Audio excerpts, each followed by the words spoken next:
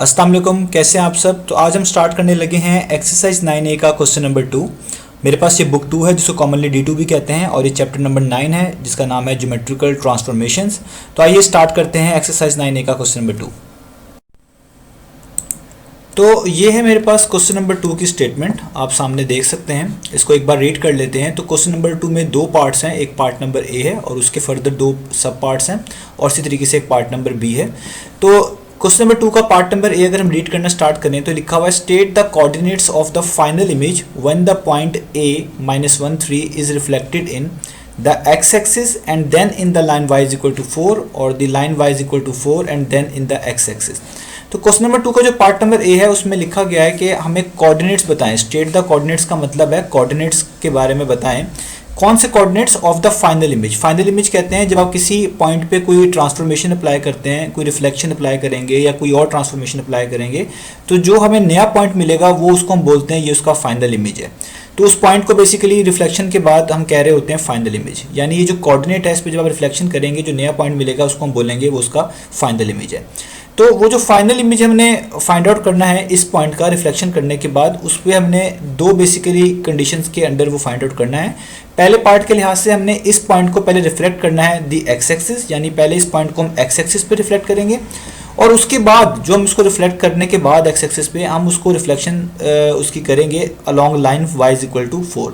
यानी एक पॉइंट को बेसिकली दो जगह रिफ्लेक्शन करी जा रही है।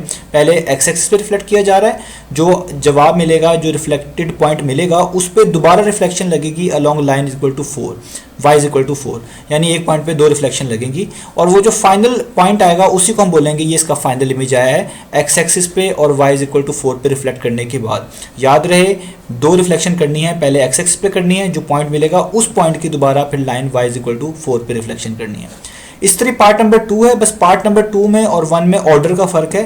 पहले वाले में पहले एक्स एक्सिस पे रिफ्लेक्ट किया था, बाद में y इज इक्वल टू 4 पे रिफ्लेक्शन अप्लाई करनी है, जबकि पार्ट नंबर 2 में पहले y इज इक्वल टू 4 पे रिफ्लेक्शन अप्लाई करनी है, यानी पहले इस पॉइंट को y इज इक्वल टू 4 पे रिफ्लेक्ट करके दिखाना है, और जब वो रिफ्लेक्शन पॉइंट यानी रिफ्लेक्टेड पॉइंट आ जाए हमारे पास उस पॉइंट को फिर and then in x axis फिर उसको एक्स एक्सिस पे रिफ्लेक्ट करके दिखाना है। इन दोनों पार्ट्स में ऑर्डर का फर्क है। पहले में एक्स एक्सिस पहले है, y इज इक्वल टू 4 पे रिफ्लेक्शन बाद में है, और दूसरे पॉइंट में y इज इक्वल टू 4 पे रिफ्लेक्शन पहले करनी है और बाद में उस पॉइंट को एक्स एक्सिस पे रिफ्लेक्शन करना है। और ये भी देखना पड़ेगा कि क्या इन दोनों चीज़ों के सिर्फ ऑर्डर बदल लेने से कुछ फ़र्क पड़ता है या नहीं पड़ता। इसी ऑर्डर से related question part number B है। पार्ट नंबर बी में लिखा हुआ है, is the answer in part number 1 the same as that in part number 2। Part number B में जैसे हमसे ये पूछा जा रहा है कि क्या पार्ट नंबर 1 और पार्ट नंबर 2 के आंसर सेम आए हैं या नहीं आए हैं। वो क्यों ऐसा पूछ रहे हैं, क्योंकि अगर आप देखें 1 और 2 में सिर्फ ऑर्डर का फर्क है। यानी पहले मैं आपको जिस तरह बता चुका हूँ एक्स एक्सिस पे रिफ्लेक्ट कर रहे हैं, बाद में y इज इक्वल टू 4 पे कर रहे हैं, और दूसरे वाले पार्ट में पहले y इज इक्वल टू 4 पे रिफ्लेक्ट करना है और बाद में एक्स एक्सिस पे रिफ्लेक्ट करना है।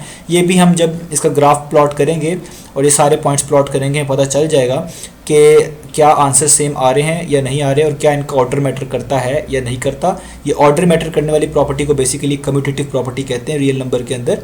तो ये भी अभी आपको पता चल जाएगी। मैं एक तो ये ग्राफ खुद से आपको प्लॉट करना, ये पॉइंट्स को प्लॉट करना भी सिखाऊंगा, वो ग्राफ ड्रॉ भी करके दिखाऊंगा प्रॉपर्ली, और उसकी जो ओरिजिनल इमेज है, जो कंप्यूटराइज्ड इमेज है, वो भी यहाँ पे अटैच करूँगा, ताकि आपको अगर उसमें कहीं पे कोई इशू आए तो आप उससे जो कंप्यूटराइज्ड इमेज है उसको देख के आप अच्छे से ग्राफ को समझ लें।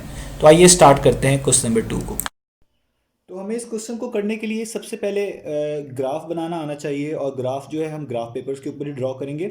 अब ये मेरे पास एक ग्राफ कॉपी है जो कि मैंने यहाँ पे रखी हुई है, और ये आपको ग्राफ पेपर सामने नज़र आ रहा है। ग्राफ पेपर में बेसिकली दो कैटेगरीज आती हैं। एक ग्राफ पेपर होता है जिसको हम बोलते हैं कि सेंटीमीटर्स वाला ग्राफ है वो, उसके अंदर आप स्केल की मदद से जो है ग्राफ की स्केलिंग करते हैं, वो भी आपको पता चल जाएगा स्केल करना किसको कहते हैं।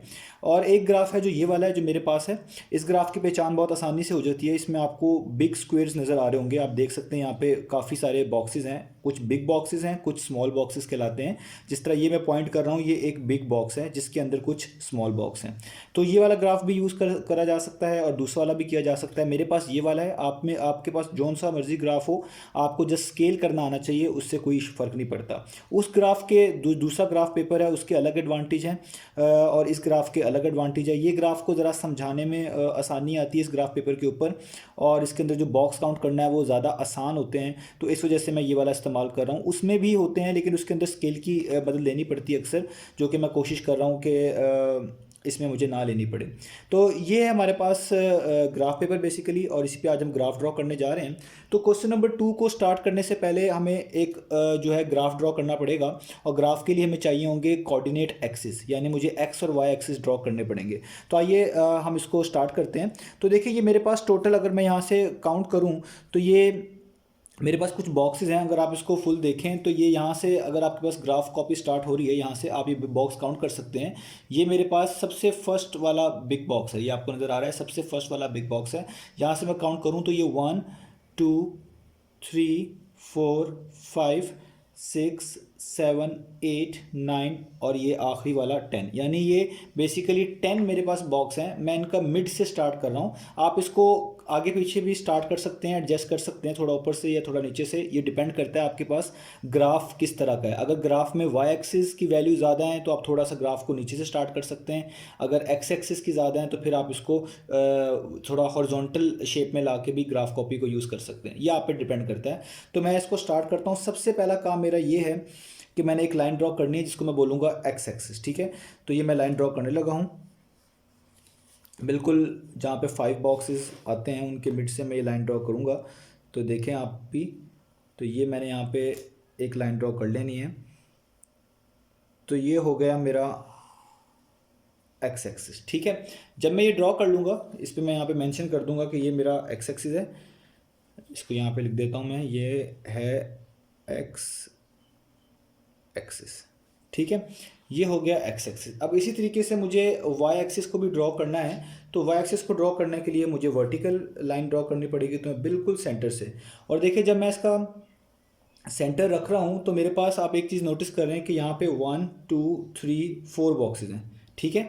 मेरे पास जो राइट साइड है उस पर 1 2 3 और 4 बॉक्सेस हैं, और जब इसी को मैं इस साइड पे देखता हूँ तो इधर भी 1 2 3 4 बॉक्सेस हैं। तो ये छोटी छोटी सी बातें हैं जो आप अगर ऑब्जर्व करेंगे तो आपका ग्राफ और आसान होगा। ये सब चीज़ें पहले देखने वाली हैं ग्राफ से। अगर आपके पास ग्राफ जो है थोड़ा लेंथी है या उसमें कोई वैल्यूज़ ज़्यादा हैं कम है, फिर आपको उसके लिहाज से एडजस्ट करना पड़ेगा, वो आप पे डिपेंड करता है। तो अब मैं यहाँ पे एक और लाइन लगाने लगा जो कि इसकी होगी बेसिकली वाई एक्सिस की लाइन। तो ये मैंने ड्रॉ कर लिया है, ये है बेसिकली मेरा वाई एक्सिस, ठीक है। इस पे मैं यहाँ पे लिख भी देता हूँ कि ये मेरे पास है वाई एक्सिस, ठीक है। अब मुझे वैल्यूज पुट करनी है। अब जो मेरे पास क्वेश्चन है उसके अंदर सिर्फ एक पॉइंट गिवन है, और वो पॉइंट आपने क्वेश्चन में देख ही लिया है, वो है a -1 और 3। उस पॉइंट का नाम है a और वो है -1 और 3। तो -1 और 3 से पता चलता है कि x की वैल्यू -1 है और y की वैल्यू 3 है। लेकिन क्योंकि हमने इसकी रिफ्लेक्शन करनी है, अब हमें नहीं पता कि वो पॉइंट जो रिफ्लेक्ट करने के बाद आएगा वो कितना बड़ा होगा, यानी वो कितना दूर प्लॉट होगा या कितना करीब प्लॉट होगा। तो इसलिए हम एहतियातन वैल्यूज़ यहाँ पे ज़्यादा लिखेंगे। अब यहाँ पे इंपॉर्टेंट बात है, ये तो कहलाता है मेरा ओरिजिन, जहाँ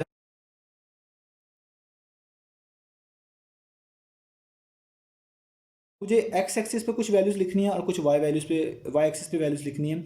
तो मैं एक्स एक्सिस पे ये स्केल यूज़ कर रहा हूँ कि जो एक बिग बॉक्स है ना, मैं इसको 1 यूनिट कंसिडर कर रहा हूँ। 1 यूनिट का मतलब है कि जब मैं एक बॉक्स छोड़ूंगा ये बिग वाला तो 1 डालूंगा, और जब नेक्स्ट छोड़ूंगा तो मैं 2 डालूंगा। इसी तरीके से जो है मैं इसको फॉलो करूँगा। जिस तरह ये फर्स्ट बॉक्स है, ये पूरा बिग बॉक्स है, आप देख सकते हैं, पॉइंट भी कर रहा हूँ, ये बिग बॉक्स है एक, ठीक है।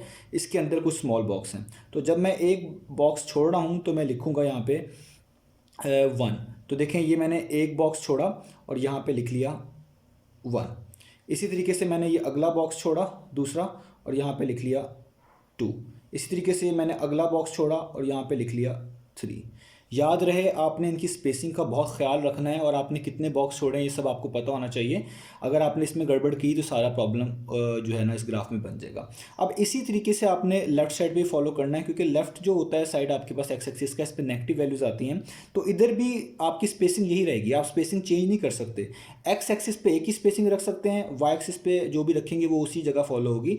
अगर आपने एक्स एक्सिस के एक साइड पे कोई एक खास स्पेसिंग डिसाइड कर ली है कि आप एक बिग बॉक्स छोड़ के एक वैल्यू लिख रहे हैं, तो आपने वही काम इधर लेफ्ट साइड पे भी करना है। ये नहीं कि यहाँ पे एक बॉक्स छोड़ के 1 यूनिट आप कर रहे हो और इधर 2 बॉक्स छोड़ के 1 यूनिट लिख रहे हो, तो ये ख़राब हो जाएगा काम। तो यहाँ पे भी देखें, मैं ये एक बिग बॉक्स छोड़ूंगा और यहाँ पे लिखूंगा -1। ये अगला एक बिग बॉक्स छोड़ूंगा, यहाँ पे लिखूंगा -2। इस तरह ये अगला बिग बॉक्स छोड़ूंगा, यहाँ पे लिखूंगा -3। तो 3 यहाँ पे लिखी, 3 वैल्यूज़ यहाँ पे लिख ली। इसे बोलते हैं स्केल। तो अब यहाँ पे आपको मेंशन करना पड़ेगा, हम यहाँ पे मेंशन करेंगे कि जो मैंने स्केल सेट किया हुआ है, यानी किस तरीके से मैंने ग्राफ बनाया है, उसमें जो एक्स एक्सिस है ना, उस पर क्या स्केल सेट किया है। एक्स एक्सिस का मतलब ये वाली लाइन, ये जो मैंने किया है, इस पर मैंने ये स्केल सेट किया है कि मैं कंसीडर कर रहा हूँ इसके अंदर 1 big box equal to 1 unit. इसका मतलब है कि अगर एक बॉक्स, हम जो बिग बॉक्स छोड़ेंगे तो हम 1 काउंट करेंगे, दूसरा बिग बॉक्स छोड़ेंगे तो 2 काउंट करेंगे, तीसरा बिग बॉक्स छोड़ेंगे तो 3 काउंट करेंगे। ये आप पे डिपेंड करता है। हो सकता था आप में से कोई स्टूडेंट लेट से यहाँ से स्मॉल बॉक्सेस जो हैं, जो कि टोटल यहाँ पे 10 की तादाद में होते हैं, तो अगर आप वो करते हो तो वो भी सही रहता। जैसे कोई स्टूडेंट ऐसे भी करते हैं 1 2 3 4 5, वो 5 स्मॉल बॉक्स छोड़ के यहाँ पे 1 लिख देते, तो यहाँ पे लिखना पड़ता 5 small box equal to 5 small boxes equal to 1 unit. तो ये आप पे डिपेंड करता है, आपने खुद देखना है। अगर वैल्यूज़ बड़ी हैं तो आपको थोड़ा स्केल छोटा रखना चाहिए, अगर वैल्यूज़ छोटी हैं तो आपके पास काफ़ी गुंजाइश नज़र आ जाती है। अब इसी तरीके से हमने वाई एक्सिस पे करना है। आप पे एक्स एक्सिस का अलग स्केल यूज़ कर सकते हैं, वाई का अलग यूज़ कर सकते हैं, और इन दोनों का भी सेम यूज़ कर सकते हैं। ये आप पे डिपेंड करता है, इसमें कोई इशू नहीं है। तो वाई एक्सिस पे जो मैं स्केल यूज़ कर रहा हूँ ना, वो ये यूज़ कर रहा हूँ कि मैं 4 स्मॉल बॉक्स छोड़ के 1 यूनिट काउंट करूँगा। कौन से स्मॉल बॉक्स बनते हैं? जो ये इस बिग बॉक्स के अंदर स्मॉल बॉक्स है हमारे पास। तो यहाँ पे अगर मैं काउंट करूँ, अगर आपको ये क्लियर हो, यहाँ पे है 1 2 3 4, ये मैंने 4 स्मॉल बॉक्स छोड़ दिए हैं। मैं दोबारा काउंट करके दिखाता हूँ आपको। ये स्मॉल बॉक्स, ये है बिग बॉक्स और इसके अंदर स्मॉल बॉक्स है, तो मैं 4 स्मॉल बॉक्स छोड़ रहा हूँ। मैं यहाँ पे लिखूँगा 1 2 3 4, यहाँ पे 4 पूरे हुए, तो यहाँ पे मैं लिख रहा हूँ 1। इसी तरीके से मैं आगे भी जो है पूरे करूँगा, 1 2 3 4, यहाँ पे मैं लिख रहा हूँ 2। इसी तरीके से आगे भी फॉलो करूँगा, 1 2 3 4, यहाँ पे लिख रहा हूँ 3। और इसी तरीके से आगे भी 1 2 3 4, तो यहाँ पे आएगा मेरे पास, यहाँ पे मेरे पास आ जाएगा 4। ठीक है। और इसी तरीके से मैं ऊपर अब फॉलो करता जाऊँगा और सारे 4 स्मॉल बॉक्स छोड़ के लिखता जाऊँगा। तो देखिए मैंने सारे जो है यहाँ पे पॉइंट्स लिख लिए हैं, यानी जो एक्सिस हैं उस पे वैल्यूज़ लिख ली हैं। ये सारे 4 स्मॉल बॉक्स छोड़ के मैंने सारी वैल्यूज़ यहाँ पे कंप्लीट कर ली हैं, 11 तक आपको नज़र आ रही हैं। और क्योंकि स्केल एक एक्सिस के ऊपर एक जैसा ही रहता है, तो ये पूरा जो वाई एक्सिस है इस पर सारों पे यही स्केल रहेगा, तो इसलिए मैंने यहाँ पे नीचे भी सारी की सारी लिख ली हैं। 4 स्मॉल बॉक्स छोड़े हैं और यहाँ पे सारी वैल्यूज़ इस तरह 4 स्मॉल बॉक्स छोड़ के लिख ली हैं। तो आप लोगों ने भी इस तरह लिखना है, बस आपने ख्याल करना है जहाँ से भी आप ये ग्राफ की लाइन्स ड्रॉ करें, इनको प्रॉपर बॉर्डर लाइन के ऊपर ये लाइन ड्रॉ करें। ये नहीं कि कुछ बच्चे बिल्कुल बॉक्स के दरमियान में ये लाइन ड्रॉ कर देते हैं, जिसकी वजह से इनको काउंट करने में इशू आता है। तो यहाँ पे मैं स्केल भी लिख देता हूँ, क्योंकि मैंने वाई एक्सिस के लिए अलग से स्केल यूज़ किया हुआ है, तो इसलिए मैं यहाँ पे लिखूँगा कि स्केल जो है मैंने यूज़ किया है वाई एक्सिस पे, वो मैंने यूज़ किया है 4 small box equal to 1 unit. यानी मैं 4 स्मॉल बॉक्स को छोड़ूंगा तो 1 काउंट करूंगा, इसका मतलब ये होता है। तो जी ये तो हमारा हो गया जो इसका बिल्कुल बेसिक काम था पहले कि ग्राफ को हमने सेट किस तरह करना है। अब आते हैं क्वेश्चन पे। तो क्वेश्चन के अंदर जो पॉइंट हमें गिवन था वो गिवन था a-1 और 3। आपको पता है, मैं यहाँ पे पॉइंट लिख देता हूँ, वो गिवन था a-1 और 3, ये पॉइंट गिवन था। इसका मतलब है एक्स एक्सिस -1 है और एक्स एक्सिस जो एक्स वाला कोऑर्डिनेट जो है वो -1 है और वाई वाला कोऑर्डिनेट 3 है। अब हमने सबसे पहले इसको प्लॉट करना है रिफ्लेक्ट करने से पहले, तो देखते हैं कहाँ पे आएगा। तो क्योंकि इसके अंदर x जो है वो -1 है और y 3 है, तो सबसे पहले x को ढूंढना है। तो देखें x -1 कहाँ पे होता है, तो -1 यहाँ पे है, और y 3 कहाँ पे है, y यहाँ पे तो नेगेटिव वैल्यू है, तो 3 तो पॉजिटिव है, तो 3 यहाँ पे है। यानी -1 यहाँ पे है आपके पास और 3 यहाँ पे है। तो पॉइंट कहाँ पे प्लॉट होगा? पॉइंट हमेशा प्लॉट होता है x के ऊपर और y के सामने। तो आप इसको स्केल की मदद से देख सकते हैं, मैं आपको यहाँ पे शो करवाता हूँ। जैसे ये -1 है, तो आप जाएं बिल्कुल, इसको बिल्कुल स्ट्रेट रखें, ठीक है, और आप देखें -1 के ऊपर आपने जाना है। ये -1 के ऊपर आ गया आप, और 3 के सामने, तो 3 के सामने, 3 के सामने -1 के ऊपर। तो ये -1 के आप ऊपर जाएं और 3 के सामने आएँ, तो ये वाला एक पॉइंट है जो कि हमें मिलता है, और यही वो पॉइंट है a-1 और 3। इस पे आप क्रॉस भी लगा सकते हैं, क्रॉस से भी रिप्रेजेंट होता है, और यहाँ पे आप लिख दें ये वो पॉइंट है a, जिसको हम कह रहे हैं -1 और 3। ठीक है, तो ये वो बेसिकली पॉइंट आ गया। अब हमने जब ये पॉइंट ढूंढ लिया है, अब हमने बात करनी है क्वेश्चन के पार्ट नंबर 1 की। तो पार्ट नंबर 1 में लिखा हुआ था कि इस पॉइंट को आपने पहले रिफ्लेक्ट करना है एक्स एक्सिस में। इस पॉइंट को पहले कहाँ रिफ्लेक्ट करना है? एक्स एक्सिस में। आपको मैंने रिफ्लेक्शन का तरीका बताया हुआ कि जब भी किसी पॉइंट को एक्स एक्सिस में रिफ्लेक्ट करना होता है तो उसका एक्स कोऑर्डिनेट वैसे ही रहता है और उसका वाई कोऑर्डिनेट चेंज कर देते हैं। यानी अगर आपने इसको एक्स एक्सिस में रिफ्लेक्ट करना है तो यहाँ पे इसका जो एक्स एक्सिस है वो वाला वैसे ही रहेगा और उसका वाई कोऑर्डिनेट को बदल देंगे, उसका साइन बदल देंगे। तो ये पॉइंट बन जाएगा -1 तो वैसे ही रहेगा, ये जो 3 है ये हो जाएगा -3। तो ये पॉइंट बन जाएगा। अब एक नया पॉइंट रिफ्लेक्शन के बाद यहाँ पे लिख देता हूँ। रिफ्लेक्शन के बाद ये बन जाएगा, इसका नाम मैं ए प्राइम बोल रहा हूँ, यानी रिफ्लेक्शन के बाद जो पॉइंट आ रहा है नया पॉइंट, उसमें एक्स एक्सिस तो वैसे ही रहेगा, यानी एक्स एक्सिस का जो कोऑर्डिनेट है वो वैसे ही रहेगा -1, और जो ये 3 था इसका साइन बदल देंगे। तो ये +3 से हो जाएगा -3। ये मैंने क्वेश्चन नंबर 1 में रूल बताया है कि जब भी रिफ्लेक्शन करनी होती है अलॉन्ग एक्स एक्सिस तो आपके लिए एक्स वाला कोऑर्डिनेट सेम रहता है और वाई वाला कोऑर्डिनेट चेंज हो जाता है। अब जो नया पॉइंट आया ये आया है -1 और -3। आपने इसको भी पहले प्लॉट कर लेना है। तो अब ये देख लेते हैं -1 और -3 कहाँ पे है। -1 तो यही है एक्स का और -3 ये है, यानी अब नीचे आ गया है तो -1 के नीचे और -3 के सामने। तो ये भी आप स्केल की मदद से देख सकते हैं। ये -3 है जहाँ पे मैं स्केल रख रहा हूँ, ठीक है। तो -3 के बिल्कुल सामने और -1 के बिल्कुल नीचे, ठीक है। तो ये जो मैंने पॉइंट लगाया ये बेसिकली वो पॉइंट बना है मेरे पास, जिसको हम बोलेंगे ये पॉइंट है हमारे पास -1 और -3। क्योंकि क्वेश्चन में जो पार्ट नंबर 1 था उसमें कहा गया था पहले इस पॉइंट को रिफ्लेक्ट करना है अलॉन्ग एक्स एक्सिस। तो जब अलॉन्ग एक्स एक्सिस रिफ्लेक्ट किया तो ये पॉइंट मिला। और आगे स्टेटमेंट है क्वेश्चन नंबर 1 ही की कि जब आप इसको एक्स एक्सिस के लिहाज से रिफ्लेक्ट कर लें फिर आपने इसको रिफ्लेक्ट करना है अलॉन्ग लाइन y = 4। अब ये इंपॉर्टेंट बात है, ये y = 4 कैसी लाइन है? याद रखिए दो तरह की लाइंस होंगी, एक तो आएगी x = समथिंग और एक आएंगी y = समथिंग। तो ऐसी लाइन जिसमें y = सम कांस्टेंट होता है ये हमेशा एक हॉरिजॉन्टल लाइन होती है। आपने देखना है y के इक्वल कौन सा कांस्टेंट है, उसी के कॉरस्पॉन्डिंग आपने एक हॉरिजॉन्टल लाइन लगा देनी होती है, यही इसका ग्राफ होता है। क्योंकि y = 4 लिखा हुआ है तो y के लिए आपको एक हॉरिजॉन्टल लाइन ड्रॉ कर देनी है 4 के ऊपर। y = 4 का मतलब है 4 पे एक हॉरिजॉन्टल लाइन ड्रॉ कर दें। जैसे ये आपके सामने 4 है, मैंने इस पर स्केल रखा और मैं यहाँ पे एक लाइन ड्रॉ कर दूंगा तो ये मेरे पास एक लाइन आ गई और इस पर मैं लिख दूंगा ये लाइन है बेसिकली y = 4। अब हमने इस पॉइंट को पहले एक्स एक्सिस के लिहाज से रिफ्लेक्ट करना था, वो ये हो गया। अब इस पॉइंट को जो आया है इसके बाद उस पॉइंट को हमने y = 4 के लिहाज से रिफ्लेक्ट करना है। अब आपने रिफ्लेक्शन का क्या रूल है, अब यहाँ पे एक लाइन आ गई है और इसके लिहाज से रिफ्लेक्ट करना पड़ रहा है। तो अब आपने इस पॉइंट को बेसिकली काउंट करना है। कब तक काउंट करना है? जब तक ये बिल्कुल स्ट्रेट इस लाइन से टच ना कर जाए। और जब ये लाइन से टच कर जाए जितना डिस्टेंस यहाँ पे आपको मिलेगा इन दोनों पॉइंट में उतना ही डिस्टेंस आपने आगे नोट कर लेना है और जहाँ पे वो ख़त्म होगा वो वाला पॉइंट इसकी रिफ्लेक्शन कहलाएगा। यानी किसी लाइन के लिहाज से रिफ्लेक्ट करने के लिए तरीका ये है कि जिस पॉइंट को आप रिफ्लेक्ट करना चाह रहे हैं उसका डिस्टेंस लाइन तक काउंट करें और जितना बनता है उतना ही डिस्टेंस उससे आगे भी काउंट करके निशान लगा दें और वही आपका पॉइंट उसके रिफ्लेक्शन के बाद बनना चाहिए। क्योंकि रिफ्लेक्शन में रूल होता है कि जिस पॉइंट को आप किसी लाइन के लिहाज से रिफ्लेक्ट कर रहे होते हैं तो उसका फासला हमेशा सेम रहता है। यानी उस पॉइंट का जो उस लाइन से एक साइड पे था और उस पॉइंट का जो हमें इमेज के तौर पे मिला रिफ्लेक्शन के बाद, उन दोनों के फासले सेम होते हैं। तो इस तरीके से हम रिफ्लेक्शन का पता लगा लेते हैं। तो अब क्योंकि हमने इस पॉइंट को रिफ्लेक्ट करना है तो आपने पहले देखना है कि इस पॉइंट का इस लाइन से डिस्टेंस कितना बनता है। जितना डिस्टेंस इस पॉइंट का बनेगा उतना ही डिस्टेंस हम आगे यहाँ पे कैलकुलेट करके उस पॉइंट का पता लगा लेंगे जो बेसिकली इस पॉइंट की रिफ्लेक्शन होगी।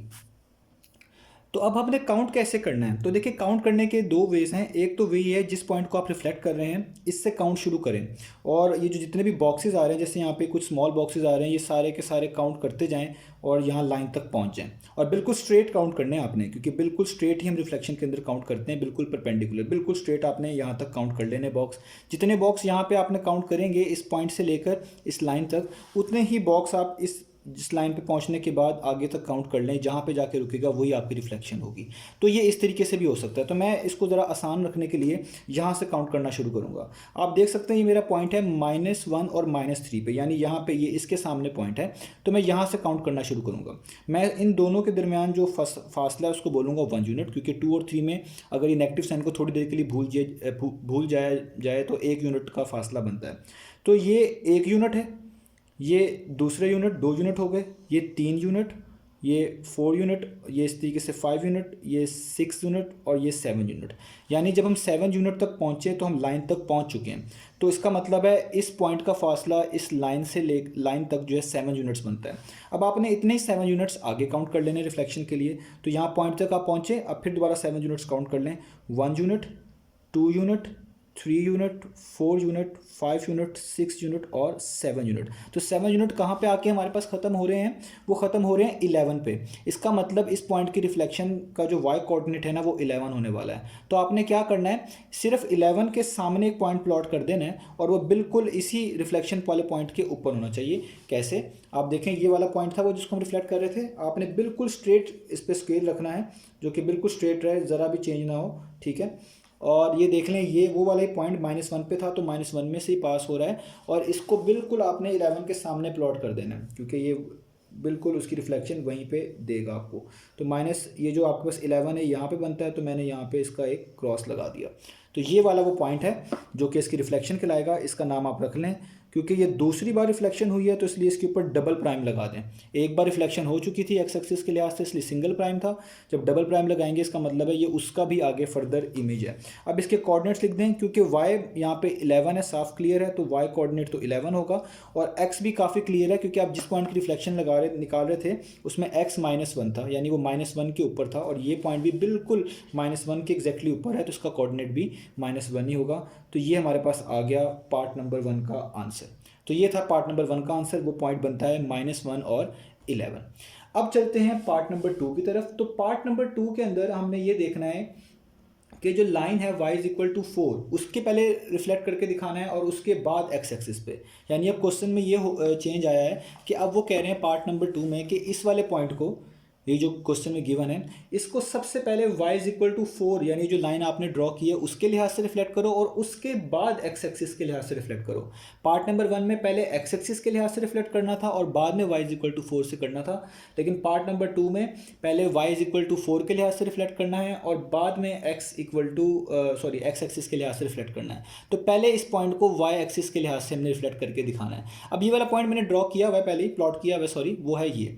अब इस पॉइंट को अगर मैं इस लाइन के साथ रिफ्लेक्ट करना चाहता हूं तो इसका मतलब बिल्कुल सामने साफ है कि इस पॉइंट का फासला जितना इस लाइन से बनता है उतना ही इसके रिफ्लेक्शन के बाद आने वाले पॉइंट का फासला इस लाइन से बनना चाहिए, जैसा कि अभी मैंने आपको करके भी दिखाया है। तो जितना फासला इस पॉइंट का इस लाइन से है उतना ही फासला छोड़ के इस लाइन का नेक्स्ट पॉइंट तक हम एक निशान लगा देंगे।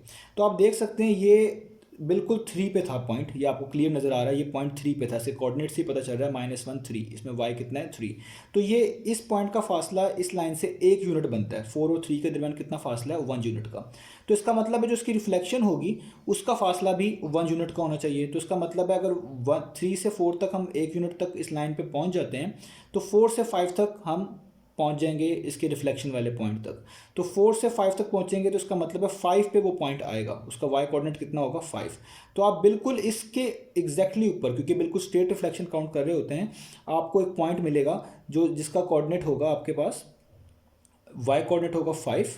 और जाहिर बात है x तो सेम ही रहेगा, क्योंकि आप एक ही पॉइंट को डिस्कस कर रहे हैं, वो -1 पे बना हुआ था उसका x कोऑर्डिनेट, तो वो होगा -1 और 5, ठीक है। और इस पॉइंट का नाम आप लेट से मैं रख लेता हूँ कि जी ये ए क्या दोबारा से कहते हैं इमेज है, क्योंकि मैं यहाँ पे ए प्राइम वगैरह नाम दे चुका हूँ। तो आप इसका नाम कुछ और रख सकते हैं, लेट से मैं इसका नाम रख देता हूँ सी, ठीक है। लेकिन आप इसको मेंशन कर दीजिएगा कि ये आपने ए का इमेज का नाम सी रखा है, ठीक है।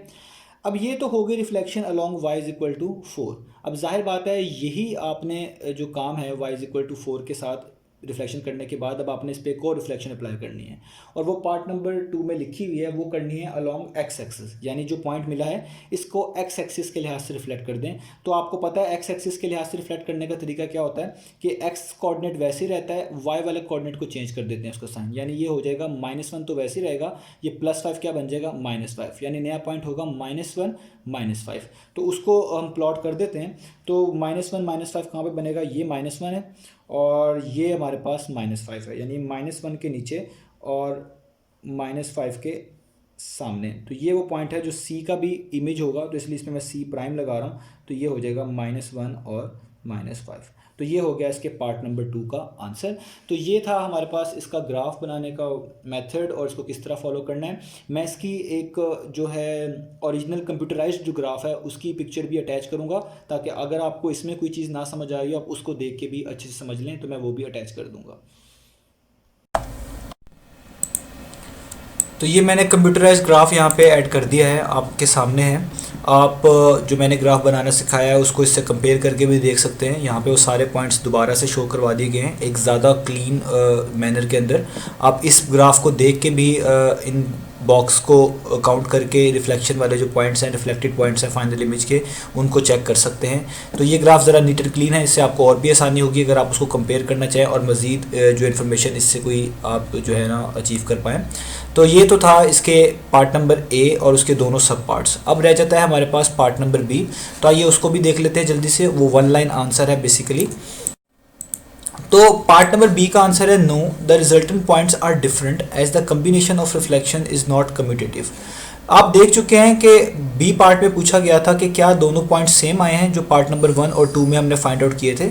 तो आपने देखा है पार्ट नंबर 1 में और पार्ट नंबर 2 में दोनों पॉइंट्स का जो हमारे पास जो फाइनल इमेज है बेसिकली वो डिफरेंट है, उनमें दोनों पॉइंट्स सेम नहीं हैं। तो इसलिए हमने यहाँ पे लिखा है जो रिजल्टेंट पॉइंट्स हैं, रिजल्टेंट पॉइंट्स का मतलब जो हमें हासिल हुए हैं रिफ्लेक्शन करने के बाद वो डिफरेंट हैं, वो सेम नहीं है। As the combination of reflection is not commutative, क्योंकि उनका जो रिलेशन का कम्बिनेशन हमने बनाया था वो कम्यूटेटिव नहीं है।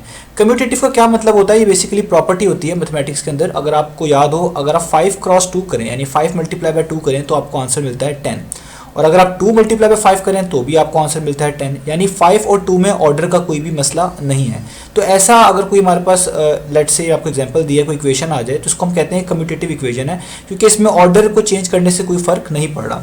लेकिन जो हमारे पास क्वेश्चन था उसमें पहले जो पार्ट था उसके अंदर लिखा था कि आपने अलॉन्ग एक्स एक्सिस पहले रिफ्लेक्शन करनी है, बाद में y=4 के लिहाज से रिफ्लेक्शन करनी है। और पार्ट नंबर 2 में बिल्कुल उसका ऑर्डर बदल दिया, पहले y=4 कर दिया और बाद में एक्स एक्सिस कर दिया। तो आपने देखें ऑर्डर बदला है तो रिफ्लेक्शन के आंसर भी सेम नहीं आए। तो इससे पता चलता है कि ये जो रिजल्टेंट पॉइंट्स आए हैं ये डिफरेंट हैं, क्योंकि इनका रिफ्लेक्शन जो है वो कम्यूटेटिव नहीं है। तो कम्यूटेटिव का मतलब यही होता है कि ऑर्डर बदलने से कोई फ़र्क पड़ता है नहीं पड़ता। तो अगर ऑर्डर बदलने से रिफ्लेक्शन के जो पॉइंट्स आए हैं रिफ्लेक्ट करने के बाद वो सेम नहीं आ रहे, तो हम ये लाइन लिखेंगे कि no the resultant points are different as the combination of reflection is not commutative. अगर सेम आ जाते तो हम कहते हैं कि जो कम्बिनेशन हमने बनाई है, यानी जिस कम्बिनेशन के अंदर हमने रिफ्लेक्शन करी है, जिस ऑर्डर के अंदर रिफ्लेक्शन करी है वो सेम आ गए हैं, तो हम यहाँ पे नॉट का लफ्ज़ काट देते, नॉट का वर्ड काट देते तो ये कम्यूटेटिव कहला देती। क्योंकि पॉइंट सेम नहीं आए हैं तो इसलिए हम लिखा है कि कम्बिनेशन जो है रिफ्लेक्शन के कम्यूटेटिव नहीं है। तो ये था हमारे पास इसका part question number 2 exercise 9A का।